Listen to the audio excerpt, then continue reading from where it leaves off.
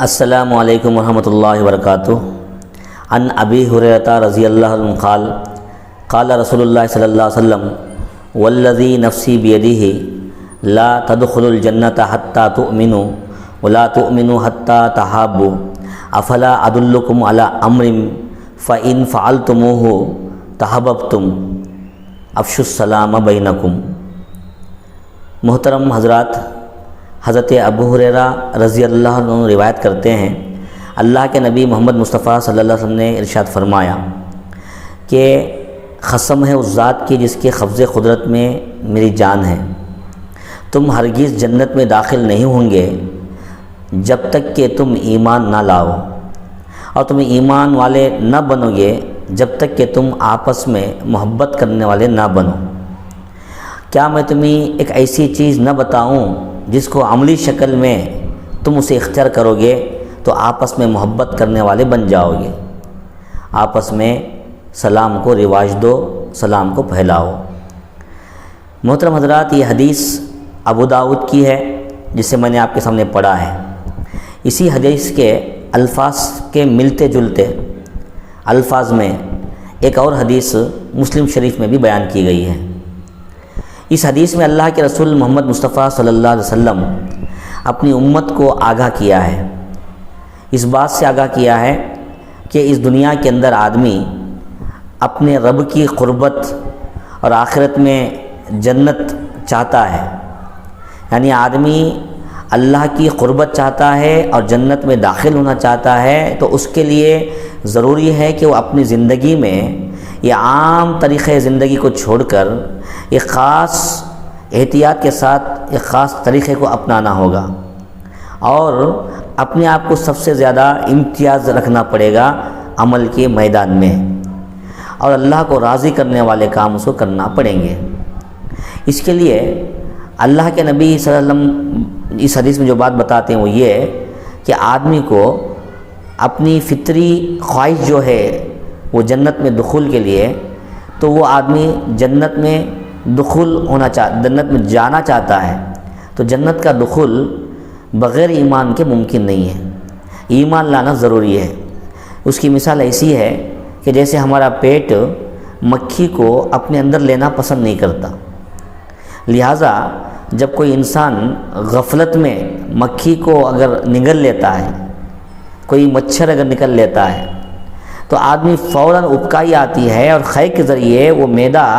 اس مکھی کو اٹھا کر پھینک دیتا ہے۔ تو گویا ہمارے پیٹ کا معدہ مکھی کو اپنے اندر برداشت نہیں کرتا۔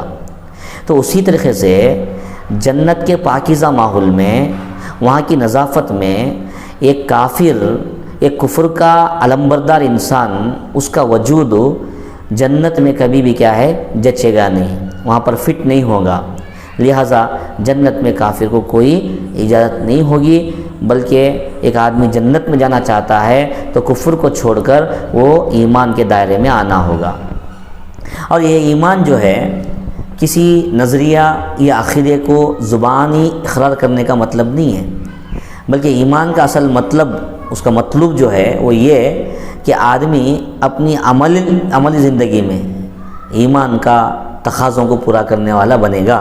ایمان کے تقاضوں کو پورا کرتے ہوئے آدمی کو عمل کرنا پڑے گا۔ ایمان کی دولت سے اگر آدمی کو مالا مال ہونا ہے تو کہا گیا کہ لوگ آپس میں محبت کرنے والے بنے، اور آپس میں الفت اور محبت کی زندگی گزارے، آپس میں محبت سے پیش آنا،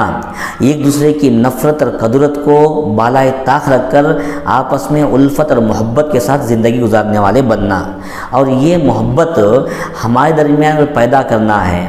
تو یہ محبت کو پھیلانے یا محبت کو پیدا کرنے کے بہت سے ذرائع ہیں، لیکن اس میں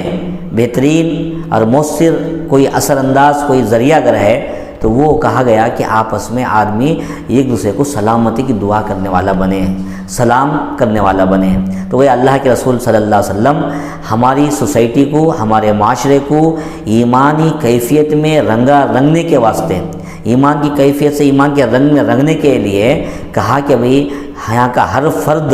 ایک دوسرے کو سلام کرنے والا بنے، ایک دوسرے کو پہچاننے والا بنے۔ ایسا نہ ہو کہ آپ کسی جگہ سے گزر رہے ہوں اور ایک مسلمان بازو میں کھڑا ہوا ہو اور آپ ایسے ہی نظر انداز کرتے ہوئے بیگانگی کے ساتھ گزر جاتے ہیں۔ اس دنیا کے اندر آدمی اپنے ایمان کے ذریعے آپس میں رہنے والوں کو محبت سے الفت سے پیش آئے، اس کی ایمان کی محبت یا اس کے محبت کا اثر آس پاس کے لوگوں کو کیا ہے پہنچنے والی بنے۔ اسی لیے کہا گیا کہ بھئی آپ آپس میں سلام کرنے والے بنو، اور سلام کی بہت بڑی اہمیت اسلام میں آئی ہوئی ہے۔ سلام کرنے والے کو زیادہ نیکیاں بیان کی گئی ہیں۔ تو بہرحال موقع نہیں ہے تفصیل میں جانے کا، میں اسی حدیث کی ان باتوں کو ختم کرتا ہوں کہ اللہ کے نبی نے جو بات بیان کی ہے کہ بھئی ایمان اگر مکمل ہونا ہے، ایمان اگر کامل ہونا ہے تو آپس میں محبت کرنا پڑے گا، اور آپس میں محبت کریں گے تو ایمان کیا ہے بڑھے گا، اور ایمان بڑھے گا تو کیا آدمی کو جنت میں جانے کا موقع ملے گا۔ تو بہرحال ہم میں سے ہر آدمی کو جنت کا اہل بننے کی توفیق اللہ تعالیٰ کو عطا فرمائے۔ وآخر دعوانا الحمدللہ رب العالمین۔ السلام علیکم۔